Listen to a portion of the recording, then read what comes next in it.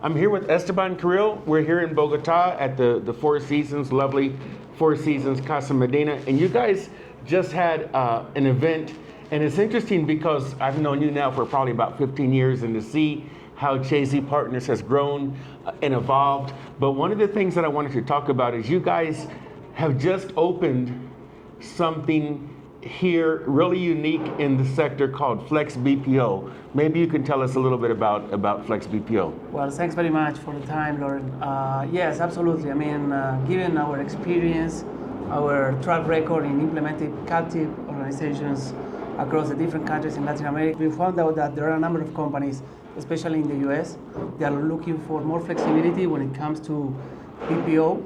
And we are offering kind of a captive organization, but being managed by us and empowered by our intelligent automation team, including our transformational background. So this is something that is obviously unique in terms of the value offer, right? Yeah, I was going to say, because we have traditional BPO, and then Chazey has such a track record in consulting with shared services, companies that maybe are migrating away from BPO and setting up their own shared services operation, especially in Latin America, strong of course here in Colombia, places like Costa Rica, Mexico, even Brazil. But this Flex BPO, it really is kind of a new concept. And when is it appropriate for an organization to explore? I don't want to say hybrid model, because hybrid already kind of has a meaning in our industry. But when is it something that you think makes sense for a company? There are two different type of targets, right? There are companies that they already have BPOs and they are not very happy, especially when it comes to analytical work or when it comes to real-time processing or customer-facing roles. So there are a number of companies, especially in the US, that are not very happy with the existing performance of their BPO providers, and that's where it becomes an opportunity to move to this Flex BPO model. There are other companies where you see a number of mature GBS organizations that they already capture a lot of benefits, a lot of efficiencies, and there is an opportunity to get additional value through transformation and intelligent automation through Flex BPO. So I would probably say both, right? I mean, we have both type of companies that we are currently targeting this service. I think that it's really an innovative model. I know that you guys are going to have a lot of traction, but I want to shift gears a little bit as well, because Chazey has gone through a lot of growth and evolution. So if we talk more broadly, I think you guys have something like over 150 consultants now, but over 3,000 people altogether on your team. And I know that you guys went through kind of a structural change. You guys took on a strategic partner. Give us a little bit, because we haven't had a chance to talk for a while. Of course, so maybe give us an update on what's happening with Chazey Partners. Absolutely. So our company was acquired back in year 2022 by a big BPO provider called QX Global Group. And this group was really looking to provide services, especially in Latin America and the Americas in general.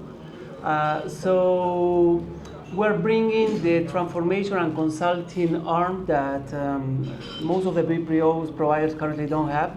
And at the same time, we are leveraging all their experience and practices for the BPO environment, so we can offer them through our Flex BPO model. So this is really a very interesting model, because we mix our consulting background with our BPO background from our parent company to come up with a unique offer to our clients.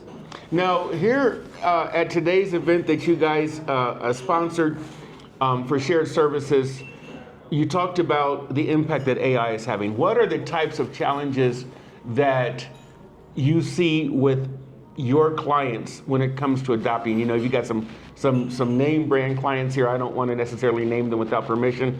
That's, some companies are proud of it. Some companies have different reasons. But still, I remember, if you remember back 5 years ago with the pandemic, everybody was talking about technological debt and the ability to be agile and move from an on-premises to a remote modality, and that was kind of the big thing. And now we look at generative AI, and where are you finding the need and the ability to help your clients, and what are the pain points that they're coming to you to help them navigate? So there are a number of challenges right now, right? And when we're thinking about intelligent automation, the first challenge that came in mind is mainly to build internal capabilities when it comes to, trying to build an internal team to develop bots and maintain bots, et cetera, et cetera. So that's number one. I think there's a unique requirement in trying to build the capability internally within the companies. Number two is when it comes to master data management. Most of the companies, they don't have the right data to really scale intelligent automation or artificial intelligence. So I think one of the key challenges that the companies have right now is mainly trying to clean their data, to set up some clear governance models in trying to have the clean data so they can empower and scale the artificial intelligence functionalities. So I would probably think that GBS is currently very well positioned to drive these initiatives, not only because they have the right skill sets when it comes to talent availability, problem resolution, data analytics, but also when it comes to the number of volumes transactions that are coming through the GBS operation. So right now, if you combine intelligent automation and processes, you can really start enhancing your client experience by making sure that you can provide predictive analytics, provide proactive recommendations to the internal clients. Great, and I'll let you go pretty soon. You've been generous with your time. I think we both have planes to catch. But last question, you guys have a presence, I know, in over 20 countries. Here in Latin America, you guys are extremely strong. You run the Latin American operations. You guys selected Bogotá, Colombia, for this FlexBPO concept. Of all the places you could have chosen, a lot of places are powerhouses in shared services and BPO. The Caribbean, Mexico, Costa Rica, throughout the Americas. Why, of all places, why Bogotá? So I probably think that right now, when we look at the landscape in Latin America, Colombia, especially Bogotá, brings a number of advantages. Talent availability. I was absolutely surprised about the English skill sets that the new generations are bringing, especially when it comes to nearshoring operations. It's also in terms of labor cost. Right now, probably Colombia is bringing the most competitive labor cost in the region. So there are a number of factors. The country or the city currently is not really saturated when it comes of number of GBS organizations. So there are a number of factors why we believe that Colombia, especially Bogotá, is very well placed today to bring more nearshore operations.